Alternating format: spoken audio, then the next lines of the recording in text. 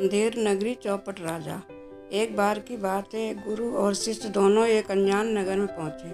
वहां पहुंचकर उन्होंने देखा कि उस शहर में सब कुछ बहुत सस्ते में मिलता था और सबका भाव भी एक समान था। यानी 1 टका में चाहे 1 किलो सब्जी लो चाहे 1 किलो सोना, सबका भाव एक समान ही था। उसमें जरा भी ऊंच नीच नहीं थी।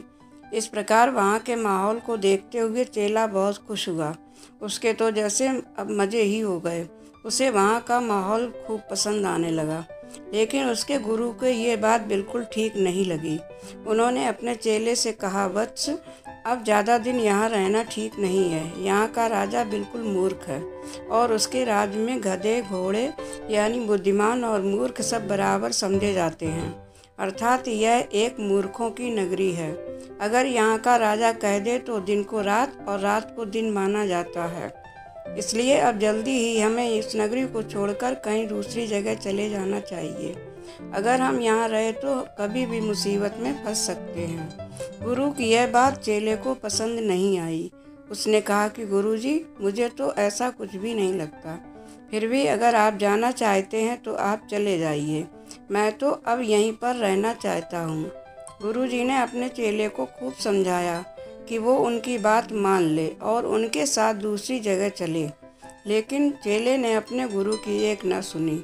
अब गुरुजी ने अकेले ही जाने का निश्चय किया और जाते जाते उन्होंने अपने चेले से कहा, देखो वत्स, अब जैसी तुम्हारी इच्छा, फिर भी तुम अपना ख्याल रखना और अगर कभी मुसीबत आन पड़े तो एक बार मुझे ज़रूर याद कर लेना। मैं उसी समय तुम्हारी मदद के लिए आ जाऊंगा। और ऐसा कहकर गुरुजी अकेले ही वहाँ से चले गए। अब चेला अकेला ही खूब मज़े से रहने लगा और खूब खा खाकर थोड़े ही दिनों में वो मोटा हो गया। अब एक दिन अचानक जोरदार बारिश हुई, जिसके कारण एक घर की दीवार टूट गई और उसके नीचे दबने से एक बकरी की मौत हो गई। अब बकरी के मालिक ने वहाँ के राजा से शिकायत कर दी। राजा ने जब बकरी के मालिक को बुलाया तो उसने कहा कि पड़ोसी की दीवार गिरने से मेरी बकरी की मौत हुई है। तो राजा ने उसके पड़ोसी को बुलाया और उससे पूछा, देखो, तुम्हारी दीवार गिरने से एक बकरी की मौत हुई है, अब इसकी सज़ा मौत है।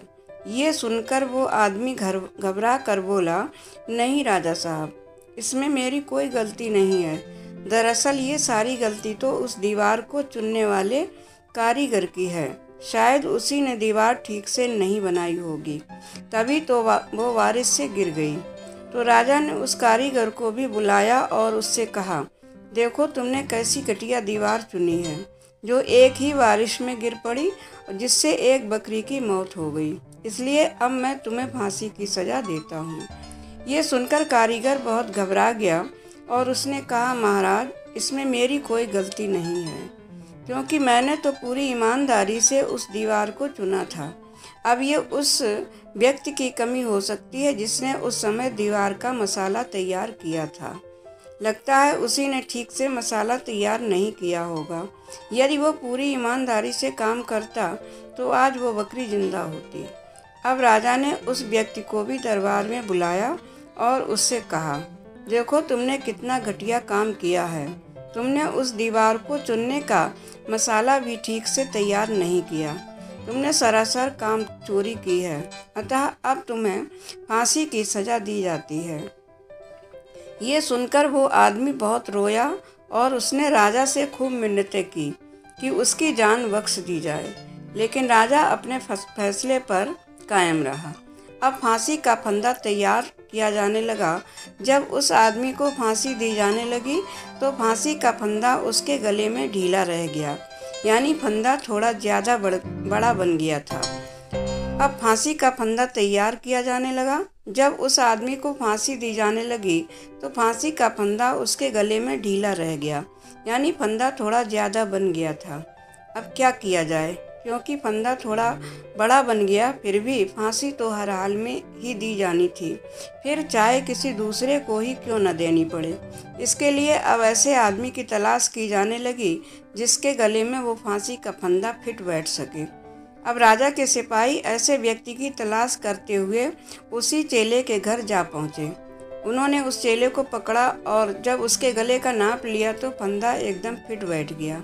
अब सिपाही उस चेले को लेकर आए और फांसी पर चढ़ाने की तैयारी करने लगे। ये देखकर चेला बहुत घबरा गया।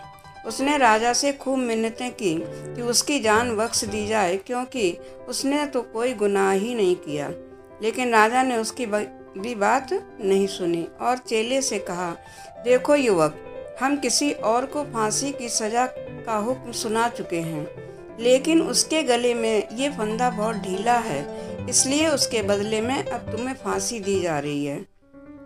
अब मैं अपना हुक्म तो वापस नहीं ले सकता, इसलिए इस फंदे पर किसी को तो झूलना ही पड़ेगा।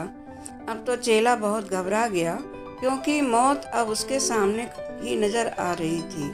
तभी उसे अपने गुरु की बात याद आई और उसने मन ही मन अपने गुरु को याद किया। इसके बाद उसके गुरु राजा के दरबार में पहुँचे और कहा, हे वत्स, ये तो तुम्हारे लिए बहुत सौभाग्य की बात है कि तुम ऐसे समय मृत्यु को प्राप्त हो रहे हो जब ऐसा योग बन रहा है कि मृत्यु को प्राप्त होने वाला सीधा परमात्मा से मिलता है, यानी उसे स्वर्ग में जगह मिलती है और उसे हमेशा के लिए मुक्ति मिल जाती है। ये सुनकर राजा ने कहा, हे गुरुवर, अगर ऐसा है तो फिर मैं स्वयं ही फांसी पर चढ़ूंगा। फिर उसने सैनिकों को हुक्म दिया कि अब फांसी के फंदे पर उस युवक को नहीं बल्कि उसे ही फांसी पर चढ़ाया जाए। इसके बाद राजा को जल्दी से फांसी पर चढ़ा दिया गया। राजा अपनी ही मूर्खता से मारा गया। दोस्तों, कहानी अगर अच्छी लगे तो सब्सक्राइब करें, शेयर करें और लाइक करना ना भूलें। धन्यवाद।